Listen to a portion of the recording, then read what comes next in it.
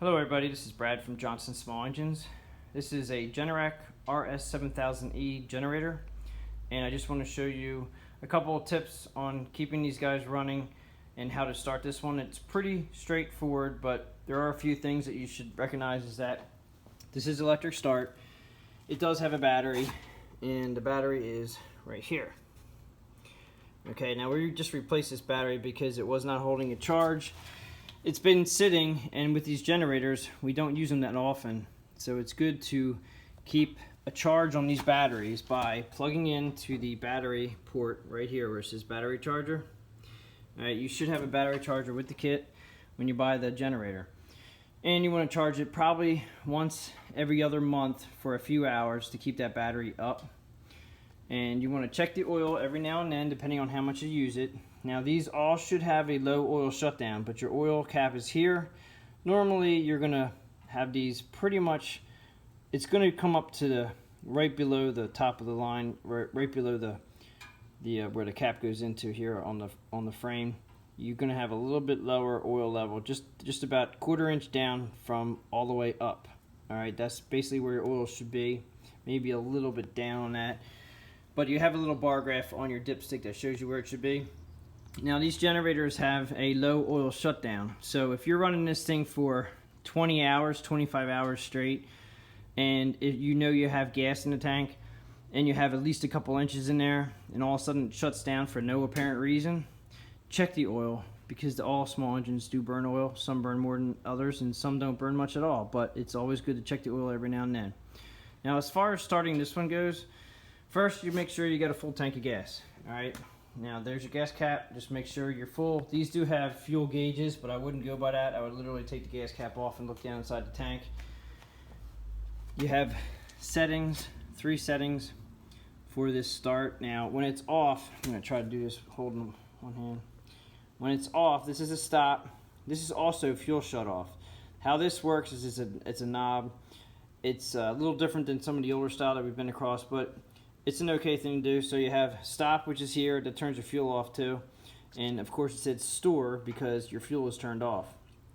Now if you do not run these machines once every other month for about 20 minutes to a half an hour, you do have a good possibility of the fuel going bad inside the carburetor, not necessarily in the tank, but inside the carburetor bowl where there's just a little bit of fuel, and that goes bad pretty fast. So you have to either keep running it, which I recommend, because when you need your generator, you really normally need it right away and you don't want to be hunting around for fuel.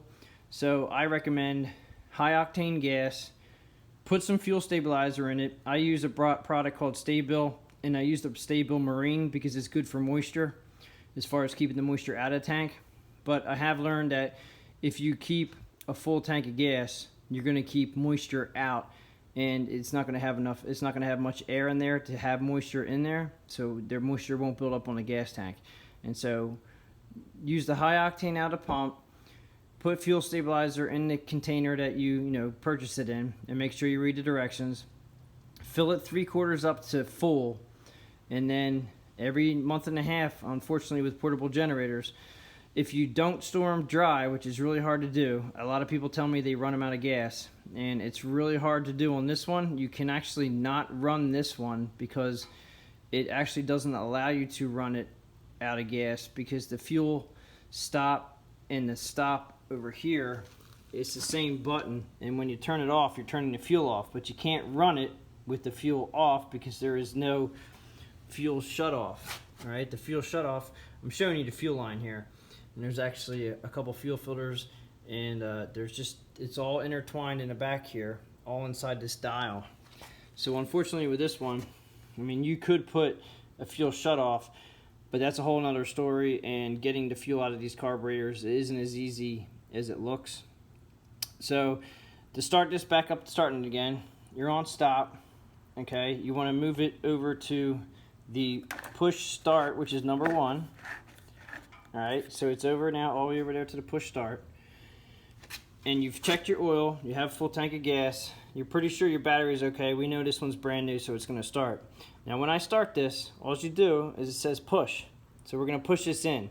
It's going to start and run And then what you're going to do is go from the start position, put it up to the run position.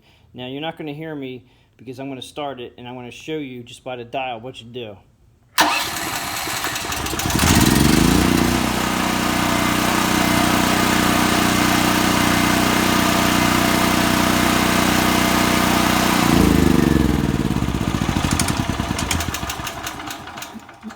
And you saw by me turning it to number 3, which is stop, it automatically stops and it automatically shuts the fuel off. So again, make sure your oil's checked, make sure your fuel tank is full. You're going to turn it all the way to number 1 where it says start. You're going to push it. When you push it in, you're actually starting it with the electric start. And then you're just going to take it back to run. Now, if I push it in, it doesn't start right away. It may be that it doesn't need choke. This is actually on choke right now. So you can see how the choke is plus or minus. So if you're pushing it in and cranking it, and let's say it's already got enough gas and it's been warmed up for a while, you may not need that much choke. So you just turn the dial just a little bit to the right, clockwise, and it'll just fire up.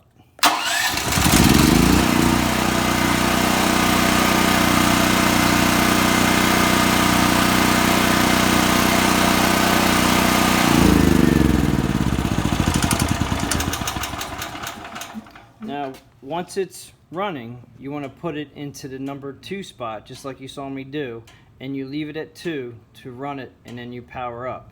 Now, coming over to your electrical outlets here, a lot of people tend to use this big one. This is a 240 volt. It says it right on top. All right, you have 240. Whoops, where's it at here? Okay, so you have 120 and 240. That means that this is actually a hot. This has 4 plug wire on it. A lot of people use this plug to use it as a big plug that goes into like a 10 gauge cord that you get hooked up to if you have an electrician come in and hook up to a what they call it, a switch, a cutoff switch or a switch that you can plug into your house. A lot of people also just use extension cords, which in turn you have 4 plugs here. They're all 110, 120 outlets. You can just plug in your regular house extension cords or whatever. Not house extension cords. You have to be careful. You have to do your electrical search as far as what cords you should be running on your generators. I don't get into that. I'm just the guy who repairs the generators when they don't run. Alright, so just be careful what you're plugging in and what you're doing in the house. Talk to an electrician that you know as far as hooking these up to your house. And pretty much that's it. I mean, the main thing with these, the reason why this one came into the shop is because it wouldn't start. The reason why it wouldn't start was a couple different reasons. One was the battery down here was actually bad. And not knowing that you have to charge these batteries every now and then, you have to do that with a portable generator if you have a battery. Because we just don't use them that much and they will discharge as they sit. They do last a long time in the charge, a good charge, but I wouldn't go more than a month and a half, 2 months. If you're out there starting it to run the machine like you should be every month and a half, 2 months, then throw the trickle charger on the battery and let it charge up for an hour or 2 before you start it up and run it for 20-30 minutes. But that's pretty much all you have to do to keep this machine running. And I know it's a lot as far as having to worry about every month and a half or 2 months. And I do hear a lot of people say that I just run it out of gas. The only thing about running them out of gas is that when you need your generator, you need it. And would you really want to hunt around for a gas can, and get gas at 2 o'clock, 3 o'clock in the morning if the power goes out, So I just recommend just running it periodically and you should be good to go. Thanks for watching.